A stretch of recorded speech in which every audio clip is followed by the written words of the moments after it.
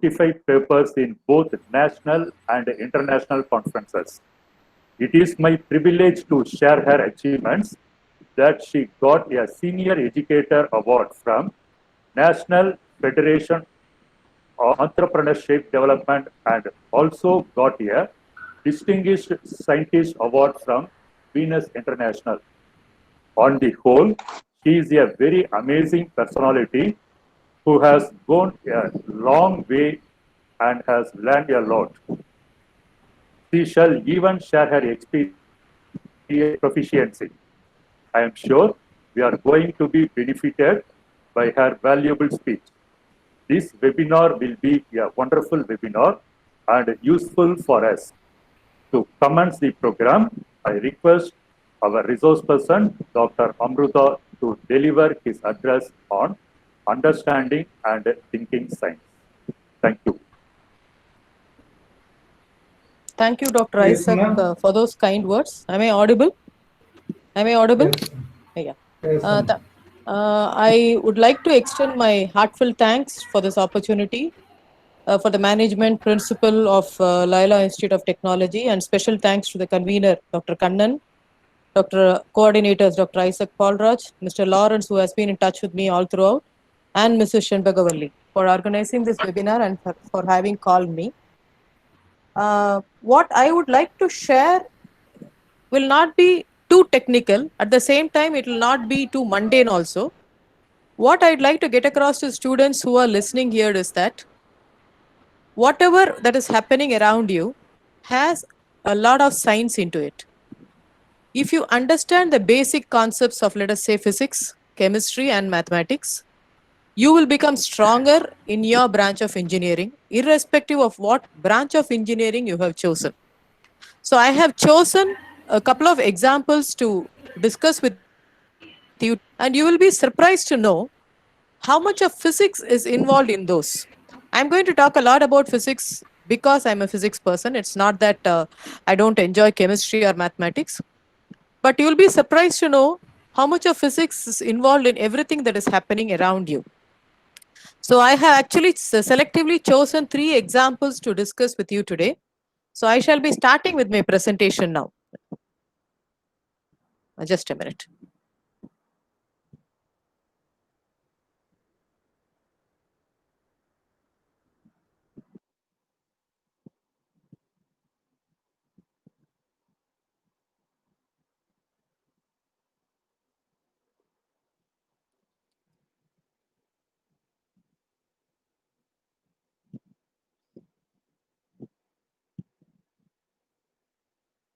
I'm just selecting, just please stand by.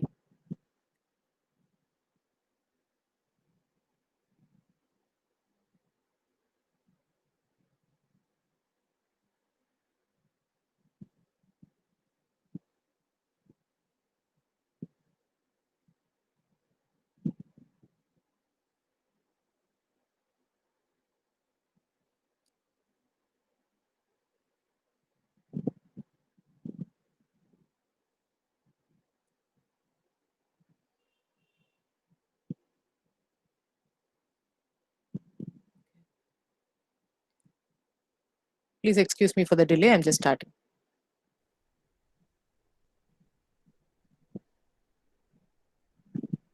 It's not sharing my screen. Just a minute. Participants are also coming in.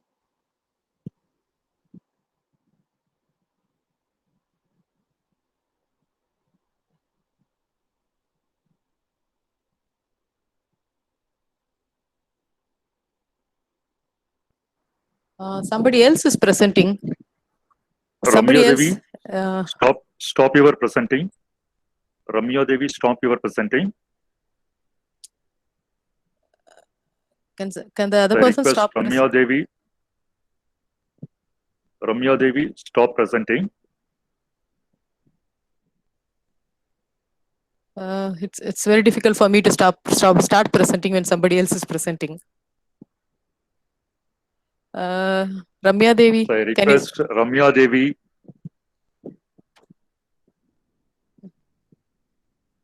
Since she is presenting, I'm Ramya not Devi. Hello, Ramya Devi.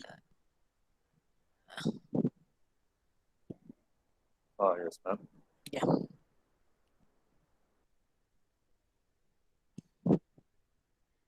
Okay.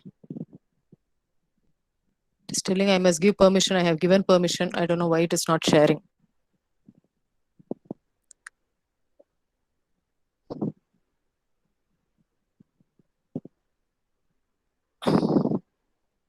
Okay, let me start while I'm working on this presentation, while I'm starting to present my screen. I don't know how many of you have watched this movie Titanic. I think it's a very popular movie, which most of you would have watched. So I'm going to speak about the science involved in this Titanic. It's going on telling I have to grant permission, which I have granted permission. I don't know where it is standing. Just a minute.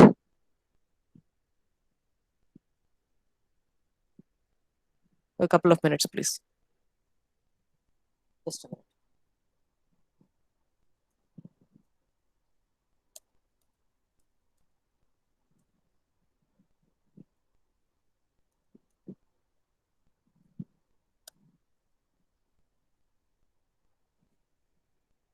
Just a minute, please. Okay.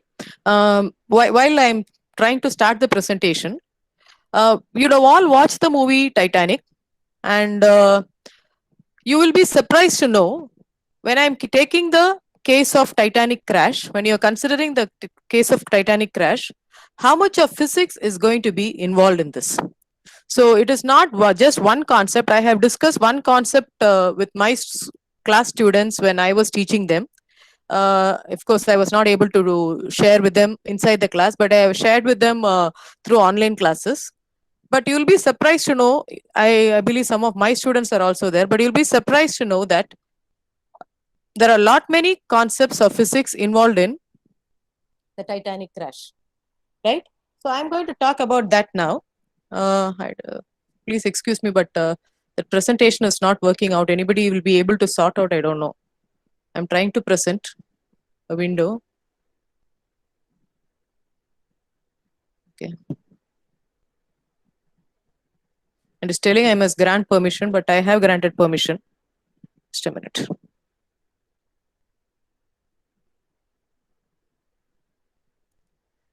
I'm sorry, it's a lot of hiccups today.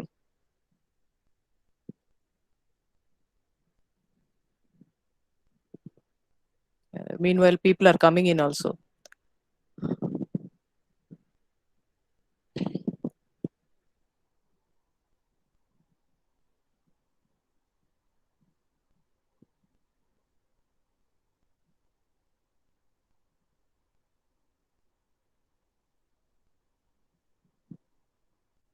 Yeah, can I leave for a moment and come back? Maybe I'll be able to present again. Can I leave for a moment and come back? Sir? Can I leave for a moment and get back? Okay, ma'am. Sure, ma'am. I don't know, because I'm not able to present. Meanwhile, somebody Okay. else is also beginning to present. I'll try one for one last time. Yeah.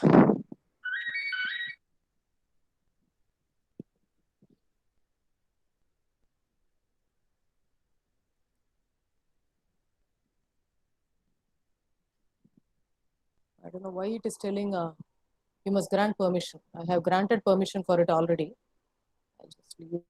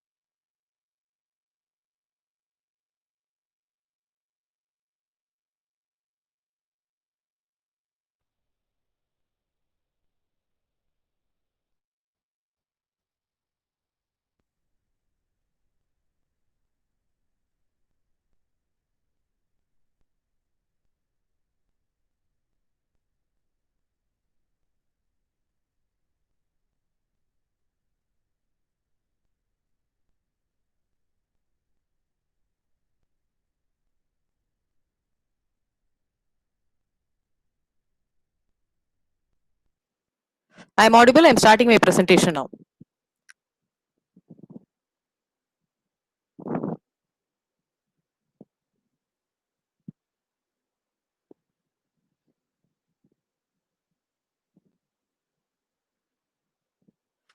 Please tell me if you're able to see the presentation. Are you able to see the presentation? Hello? Am I audible? Yes, ma'am. Yes, ma'am. Are you able to see the PPT? We don't get, ma'am. Um, We have okay. one Mozilla screen. Now also you're not able to see the PPT. Yes, ma'am. You're not able to see? Hello? Are you It's able not to see? shared, ma'am. Okay, just a minute. Not now, ma'am. Oh, okay, just a minute.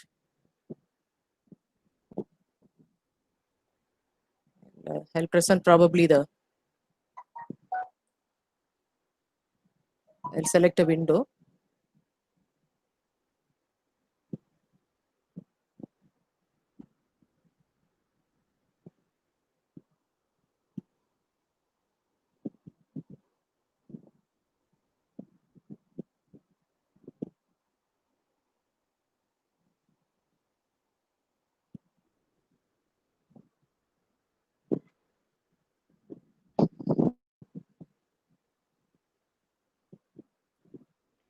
Select, I'll select the entire screen maybe.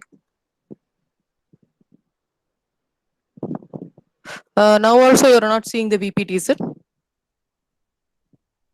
Now it's seen, ma'am. Okay. Now Okay, it's the ma'am. PPT scene. Okay. Right. So I'm not able to go into the full screen, but I think this should be okay. Okay. Now the case of Titanic and the other examples. So let me start with Titanic as I told you. Right. So what are we going to talk about in this particular lecture is first, what are the things that led to Titanic disaster? Sorry, somebody was asking to. And then why are the windows of aircraft in the shape they are in now? And finally, the present COVID situation where we know in a lot of places thermal scanners are used to test our temperature to find out if probably we are a possible case of corona infection. So there is a replacement for that also. And you will see there's physics involved in almost everything. So let us start with Titanic. It's a little more interesting. Okay. So now Titanic, when it was first built, it was labeled to be the ship that cannot be sunk at all. And they said this particular ship is one of the best, and according to our builders, even the worst possible situation, it is like the two ships colliding, it is not going to sink. Why did they say that? What really happened, we'll see as and when it goes. So the Titanic was quite long, 882.75 feet, and the tonnage was 46,000 and odd. It had 7 decks. 7 decks means it's like 7 floors. It had 7 decks, and the estimated speed was 23 to 24 knots. That is the maximum speed that was possible. The current day ships can reach up to a maximum of 30 knots, but Titanic was able to go up to 23 to 24 knots. Okay. Now timeline. So 10th April was the time when Titanic started its sail. It was from England to the US, and it set sail on 10th April. 14th April, 11:40 p.m., Titanic got a warning that there was an iceberg ahead. So there was some human error also involved, is what I heard. The radio operator of Titanic was getting plenty of messages earlier about the iceberg, but I believe he was actually sending messages from first class passengers to their near and dear ones that they were traveling by Titanic, and he chose to ignore these messages. At one point, he even told, I believe, these people, please shut up. So by the time he received the message, it was actually 11:40 p.m. and the iceberg was just ahead. So by the time they could realize, they went and rammed into the iceberg. 11:50 p.m., within 10 minutes of getting the warning, water had poured in and risen 14 feet in the front part of the ship. And by 2:20 p.m., the Titanic was broken. When I say broken, most of the passengers were sinking, or most of them froze to death. Why they froze to death, that also we'll see. And 15th April 4:10 p.m., that is from midnight to morning around 4 hours, the first lifeboat came to pick up the survivors.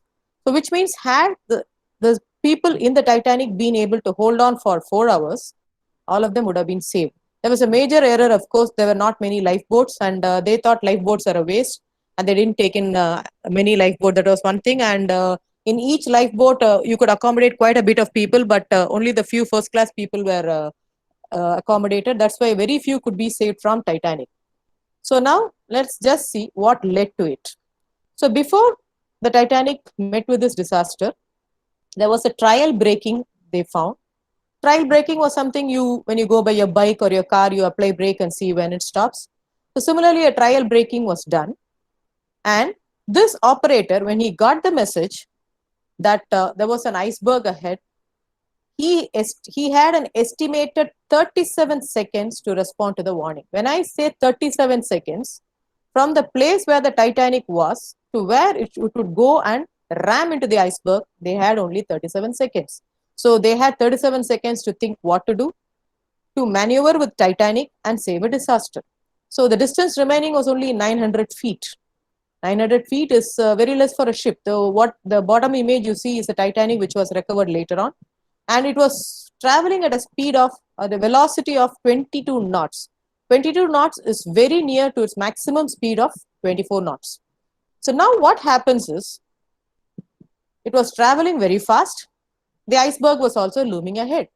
So now let us see what could have averted. Now deceleration required. Titanic was traveling at a velocity of 10.8 meter per second. That is, I have converted the knots into a meter per second. And the time remaining was 195 seconds. So which means, you know, acceleration is rate of change of velocity. So deceleration is also rate of change of velocity in the negative sense. So which means Titanic required a deceleration of 10.8 by 195 seconds, which is 0.055 meter per second, which 6 seconds squared was never achieved.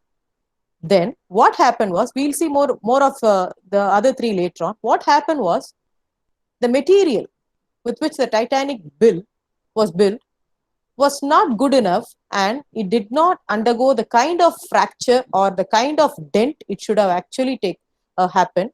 So there was Titanic was supposed to be an engineering disaster because the material fractured easily. That was the second concept. We'll see a little more of these as and when we go. Inertia. Inertia was also involved in the Titanic crash. So we would have studied in your school about inertia.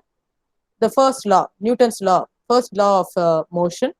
Every object continues in a state of rest or of uniform motion along a straight line unless acted upon by an external force. Just meaning that any object cannot change its position easily.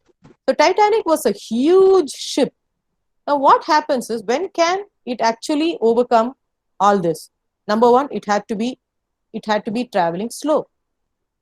Then it had to be small. It has to have sufficient time. It was not traveling slow. It was traveling extremely fast. So it could actually not change its course. Second thing is, the load has to be lesser. That was also not there because Titanic was traveling to its full capacity. Plus, it did not have the time. So it was not sufficient time to alter this. So Titanic could not overcome this inertia. Buoyancy. So what is buoyancy? So you take something and put it on water, it floats. That's buoyancy. Buoyancy is the upward thrust which is exerted by fluids. So you hold a paper and blow it. What happens? The paper blows on top. That's buoyancy. So buoyancy, the necessary buoyancy was never achieved. We'll see that in detail now. Okay. First, before discussing that, let us see how the Titanic was built. So you see the red lines at the bottom. They are all known as watertight compartments. So every ship, when it is built, will have numerous watertight compartments at the bottom. So even when you go in a boat, you see, you will be sitting in the boat. At the bottom, you'll have an extra space with logs on it. So watertight compartments are built in such a way that it will give buoyancy to the ship. So why does the ship generally float on water? The ship has lesser density than the salt water. So it floats on water. To give an extra buoyancy, you have these watertight compartments which are generally free. And Titanic was built in such a way that, so you see so many watertight compartments here. There were around 16 watertight compartments here. So what was told was, even if water enters inside 3 of the watertight compartments, Titanic will still be able to sail. That did not happen. Water entered inside 5 watertight compartments and even the 6th one. So what happened? The Titanic started to tilt in this way. That was what happened. This is the basic build of Titanic. So now going into the physics involved into this Titanic. Okay, this is another image. This is the original image of Titanic, which was recovered later on. So what this red line shows, this is how Titanic fractured. Or let me put it easily, this is how the Titanic broke. So what happened was, just a minute, somebody is in the meeting. I'll admit. Okay, so what happened was, once this is a crack, putting it in scientific words, once there's a crack that is initiated, that crack should stay where it is for safety purpose. What happened in Titanic was, once the crack was initiated, it did not stay there. What happened was, this crack went on spreading like this. Or putting it in scientific words, you say a crack initiation, and then there was a crack propagation like this. So this is the original image from Titanic. Now let us see. So this is how the Titanic broke. The Titanic actually broke into two pieces. So now let us go on. Right. This is the kind of physics that was being involved in the fracture of Titanic. So first is, could it have been stopped? Maybe. If the deceleration had occurred earlier, it could have been stopped. What do I mean by saying earlier? Number one, they did not receive the message earlier. That is one thing. Number two, they wasted 37 precious seconds in deciding what to do. Number three, this is something some of you would have come across, sonar. Sonar is a kind of sensor, sound navigation and ranging. Sonar was not used then. Had sonar been used way back, probably Titanic would have had sufficient warning. But then there is another version also. At that point of time, the sea was full of icebergs. I don't know how far that is true, but this iceberg was really, really huge. So this was the first physics concept. Second, material disaster. So this is one word which is being used often. Titanic was an engineering disaster. Some of you would have studied material science, in which you would have studied about fracture. You would have also differentiated between a brittle fracture and ductile fracture. Let me make things simpler for you. Suppose you're driving a car, you lose control, the car goes and rams against a wall. What will happen to your car? The front portion will probably have a dent. Am I right? You're driving a car, you're traveling by a bus, whatever, a bike or whatever. If you go and ram into something, the part of the car or the bike will have a dent. So what is happening there? You are having a ductile fracture there. So initially there is a disfiguration that is going on. So could it be applied to Titanic? Yes, that was what expected to happen in Titanic. It went and ran into the iceberg. But what happened was, instead of a ductile fracture, or putting it in other words, the Titanic vessel should have been actually dented. But what happened? It cracked into two. It began cracking. So what happened? There was no ductile fracture. There was a brittle fracture. What was the reason for this brittle fracture? Number one, Titanic was traveling in the ocean at a temperature of minus 2 degrees C, sub-zero temperature. So what happened was, there was a material transition. So the ship lost its strength, and from a normal material, it changed into a brittle material. That was number one. So that is why I'm saying it underwent a brittle fracture rather than a ductile fracture. So we have already seen two different concepts. One is the acceleration or the deceleration, the time factor. Next thing is material. The material could not sustain at sub-zero temperature, and a crack was initiated where a dent should have happened. So what happened? A crack initiation. Second thing is, what happened was, this crack which was initiated, had it stayed how it was,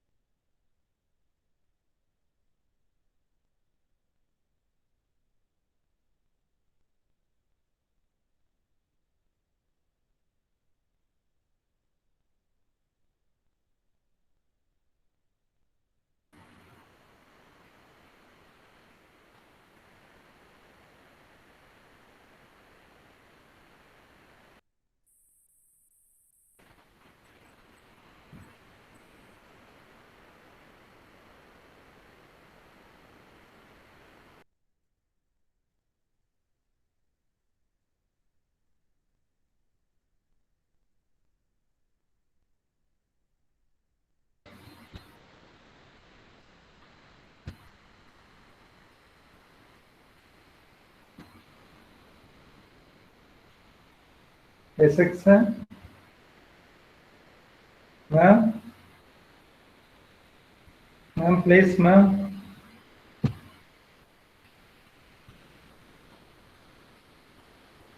Ma'am?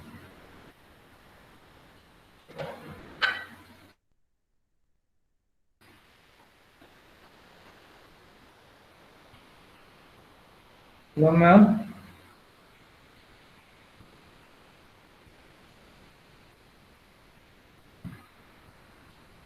Hello, ma'am?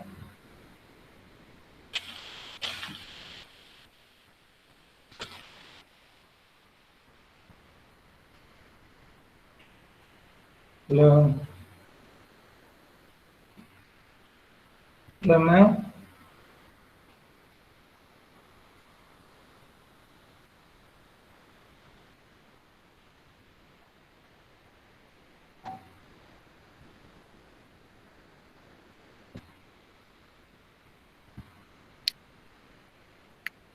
Hello, sir. Essex, sir. Hello. Sir, ma'am. Audible ಇಲ್ಲ sir. I'm back, Yes, sir. sir. I'm back. Okay. Hello, I'm back, sir. Ma'am, Ah, please, ma'am. Hello, Okay. can you hear me? Okay. Hello, can you hear me? Okay. Can you hear me, sir? Here. Can you hear me? yes, ma'am. It's audible. It's audible, ma'am. Okay. Yes, I'm sorry, yes. there was a power cut. Yes, I'm audible, ma'am. I'm sorry, there was a power cut. So Yes, sir. I'm back with a hotspot. Okay, no problem. Okay, continue. Okay.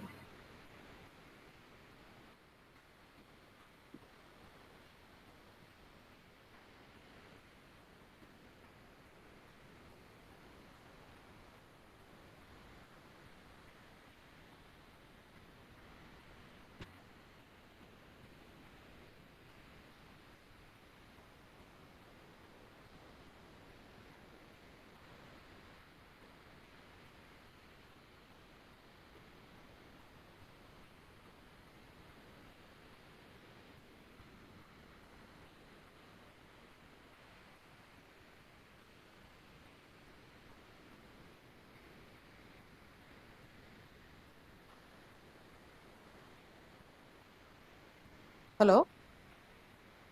Hello, can you hear me now? Can you hear me now, sir? Sorry, I'm very sorry. Yes, ma'am. Yes, I'm ma'am. very sorry. The power situation is bad here. Just a minute. Okay. I was speaking without realizing nobody is listening to me. I didn't even realize. Are you able to see the PPT now? Yes, ma'am. Yes, ma'am. Yes, ma'am. Okay. Sorry. Right. So I was speaking about material. So the material should have been better built so that there would have been only a ductile fracture. The third thing is inertia, as I spoke about earlier. The ship was huge. So what really happened was when it's tried, the captain did try to turn the ship. See, that's what you do, right? You're riding a bike. Suppose something comes in front of you. What do you try to do? You try to turn the bike and go, right? So that is what Titanic also tried here. He tried to turn. Please note that the steering in Titanic was very much like the power steering you have in cars now. So which means the steering was extremely good. It tried to turn, but the Titanic was so huge. When it tried to turn, what happened was the side of the Titanic. So we have already seen the side of the Titanic went and rammed into the iceberg rather than the front of the Titanic. So what happened was this portion of the Titanic went and rammed into the iceberg instead of the front. Had it actually rammed from the front, probably the damage would have been a little better. But since it rammed it grazed, the side actually grazed into the iceberg. So all these portions, they broke and water started seeping in. And once water started seeping in, what happened was water started spreading like this. So what happens? This part of the ship becomes heavier compared to this. So there is an inequality in the mass. So what happened? This was not able to balance with this. Now you can imagine a cantilever. So the external bending moment was much, much more. So what happens? Since this mass was more and this was not able to manage, so ultimately this weight started increasing. And what did you see in Titanic? This crack, and ultimately Titanic broke into two. So this is the kind of thing, failures it had. So there was no deceleration, there was a material disaster, and the inertia part was also playing a part. And finally, buoyancy. Buoyancy is what is floating. When you don't know swimming, what do? You take a rubber tube, hold on to it, and try to float in water. What does it give you? It gives you buoyancy. You cannot float on the water because you are denser. So now the entry of water inside the watertight compartments, what did it do? It modified the density. It's not more about a weight alone. It modified the density of the ship. So when something becomes denser than water, it tends to sink rather than float. So which means the necessary buoyancy was never achieved and Titanic began to sink. Not only that, people also say there was one more physics concept involved. Because of the extremely cold weather, there was an optical illusion, and the iceberg to the naked eye did not appear very far. It actually, actually appeared very far rather than near, and that was another reason for the disaster. So you can see just in one Titanic disaster, which we have always seen as a movie, there was so much of physics involved. I repeat. So first is acceleration. Opposite is deceleration, velocity, rate of change of velocity. Second thing is material disasters. Some of you would have studied. For people who have studied mechanical branches, please go back and look at your TTT diagrams. You will understand what do I mean by this material disaster. Third thing was inertia. The huge ship could not change its position easily because of the inertia. And the final thing is the buoyancy could never be achieved. Plus a footnote, probably this also, optical illusion may have played a part, but there is no proof for that. There's one more person joining. Okay, this was one physics involved in Titanic. Let me go to another example.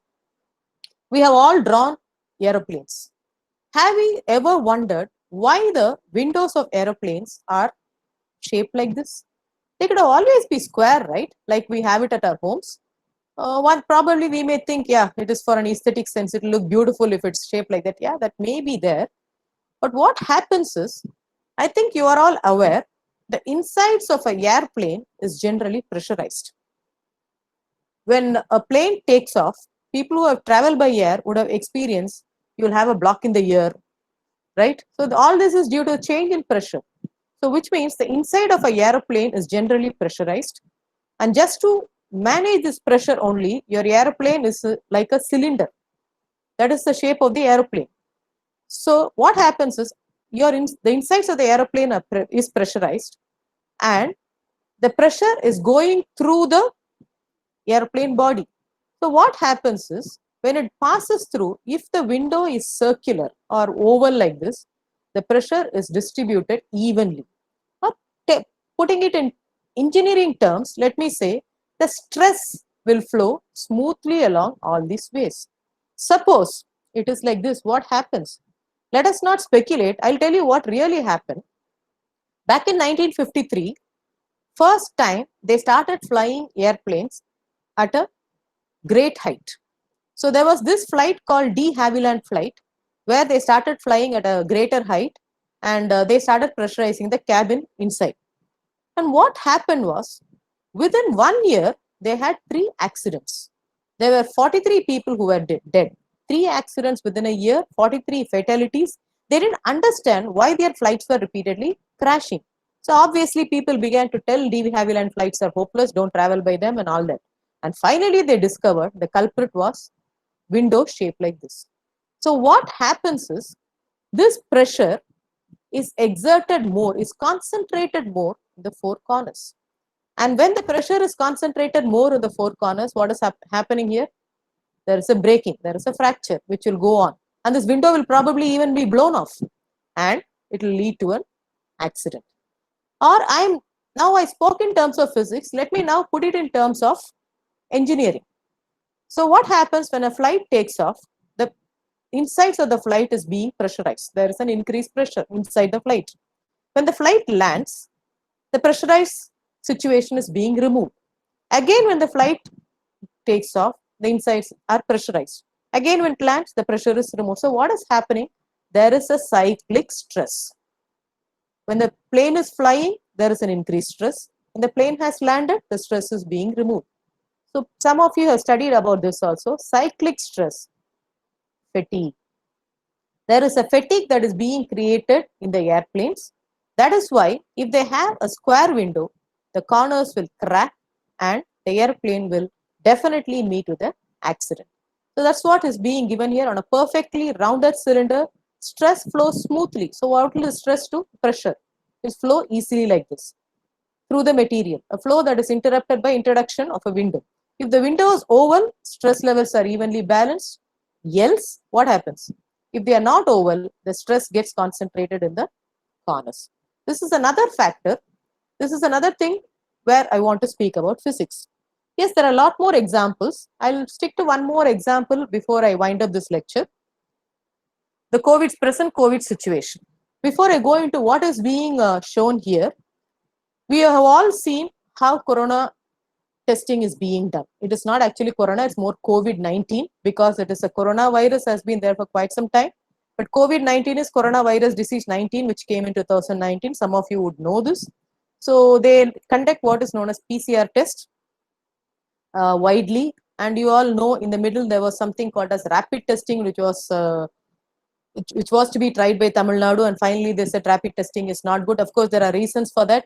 And now what is being undertaken is PCR testing. It is more biology-based testing. And the results of this PCR testing, whether a person is COVID positive or not, will come to the person maybe from a couple of minutes or to a couple of days, depending on how far the infection has gone. So this is a biology-based testing, and we'll think, what do we have to do? We have a lot to do. So Israeli scientists have now developed a method wherein the COVID test results are available within a few minutes. Now, you know, when you go for shopping, when you try to get inside shops, what do? They have thermal scanners to see if you have a temperature. But that is not totally dependable because thermal scanner again is something related to you engineers and physicists, because what is happening there? There you are using an instrumentation, you are using a sensor, ECE people, you are using a sensor, and there is a conversion from image into reading. So again, there's a lot of physics and a lot of engineering involved when you're using a thermal scanner. But that is not totally dependable because there are a lot of people who are COVID positive who don't have a temperature. So this particular breath test,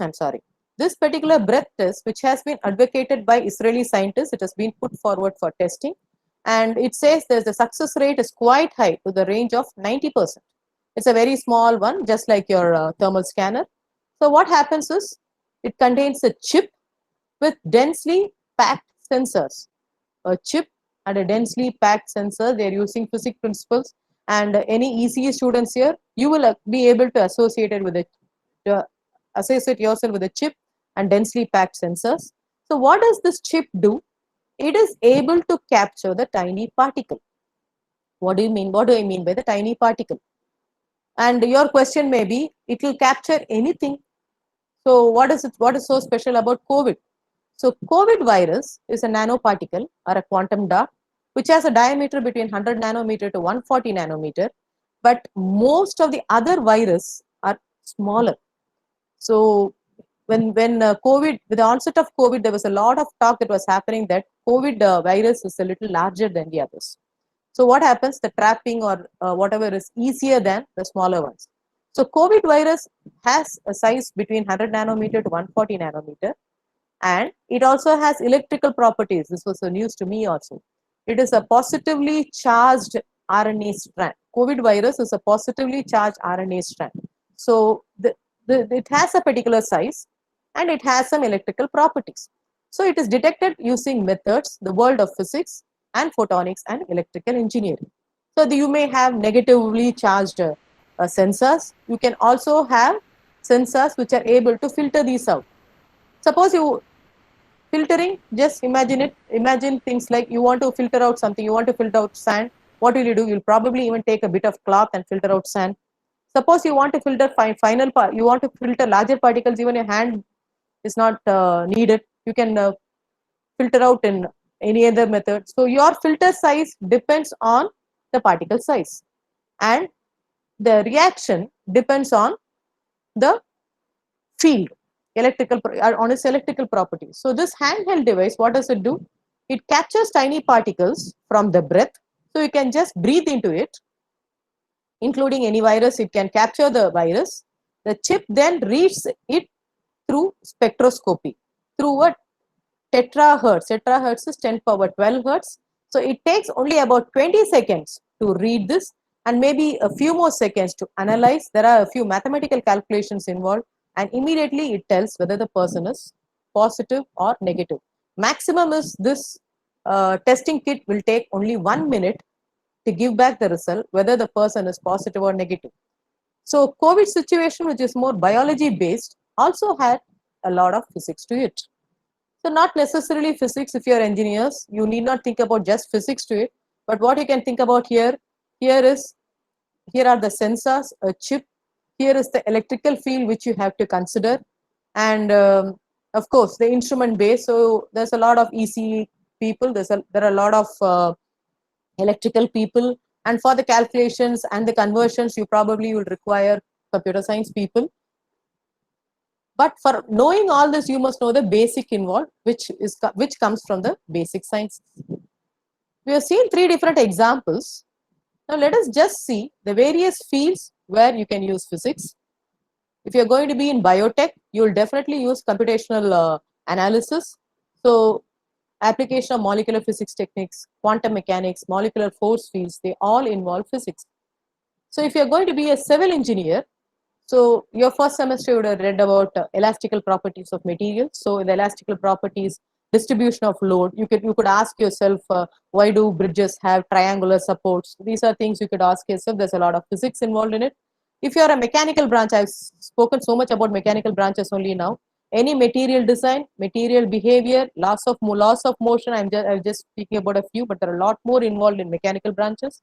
If you are a computer science engineer, you all would have heard about self-driven cars by Google now. Waymo. Waymo is a self-driven car by Google. This involves reaction to inertia, then sensors, and a lot of programming. So when you are doing this programming, you should know the basic physics involved to carry on with your programming. Similarly, computer science, you will also be related to this biotech, because when you're using all this molecular physics softwares, who writes the code? It's the computer science students. Actually, I was handling a subject called bioinformatics special elective, where there was a lot of computer science involved in writing the codes with a little of biology. I think biotech students would probably have a subject like that, but there was a lot of computer science code that was involved, and it's very interesting. And any design of hardware would also involve a thorough knowledge of physics, and the recent hardwares are even exploring nanotechnology. So this is where physics and computer science is related. Electronics, yes, electronics, we know the physics of semiconductors, sensors, everything involves physics. And the electrical engineering, it primarily focuses on applying electricity and magnetism principles from physics to make useful devices and materials. So your question would be, so you think a knowledge of physics will make me thorough? What I am trying to tell you is, with the knowledge of physics, your application knowledge will improve a lot. If it's not just physics, again I'm speaking about, your knowledge of physics, chemistry, and mathematics will make you strong in the basics, and once you start experimenting, you'll be able to apply yourself better. I'd like to quote a small example.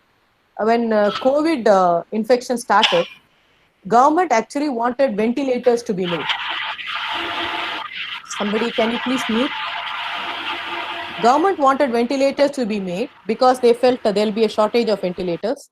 One of our own first-year students called Balasubramanian, he designed an automatic handheld ventilator, which was appreciated and taken into account by Dr. Vijay Kumar, who is the state coordinator of Indian Medical Association and is the head of COVID task force.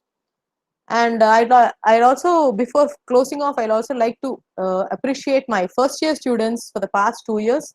They have taken into consideration all these material properties, and 2 batches have actually published papers in UGC journals and Scopus journals. So students who are listening to this, please try to do even better. I am sure your staff will be more than willing to help on this. Your labs will also be available, and please try to involve yourself better and give back. I think that should be it from my side. I hope I made myself clear. In case there are any doubts in this and there are any extra questions from you all, you are welcome to ask questions. I enjoy taking questions. So any questions related to any of these concepts or anything, you are free to ask me. Thank you.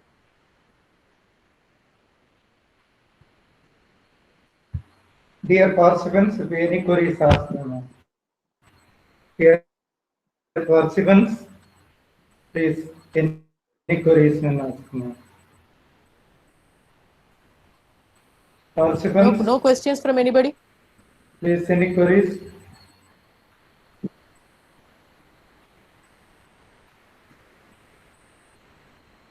Okay, thank you. I thought there'll be questions. Okay. Just to come to the conclusion. Good afternoon to everyone. First of all, I would like to thank. Okay, thank you. First of all, I would like to thank the Almighty God to given a chance to deliver out of thanks. My special thanks to our respected chairman, Reverend Father Dr. J. Arulraj, Administrator, Reverend Sister Selvi, and the beloved Principal Dr. Siddhartha Yamuna Anand. Graced us with their presence and guidance. My sincere thanks to Dr. Amita, Associate Professor, KCG College of Engineering. The way in which he explained the topic, understanding and thinking science was extraordinary and excellent. Thank you, ma'am. Thank you, sir. I will happy to thanks to all the participants attended today webinar. I thanks to all the HODs in the various departments and also those who are helped today webinar. I once again thanks to everyone for making the webinar successful. Thank you. Thank you, Thank you, ma'am. Thank you, participants. Thank you. And feedback link put in the chat box. Fill and get to the Thank you, sir. certificate. Thank you. Thank you, ma'am. Thank you, participants.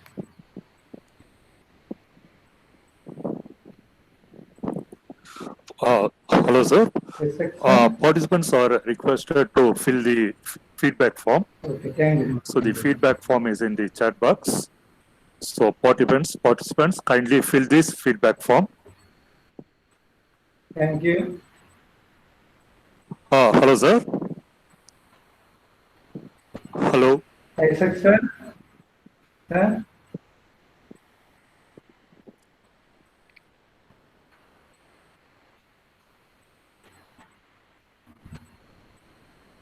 Feedback form is given in the chat box, Hello, sir. sir. Hello.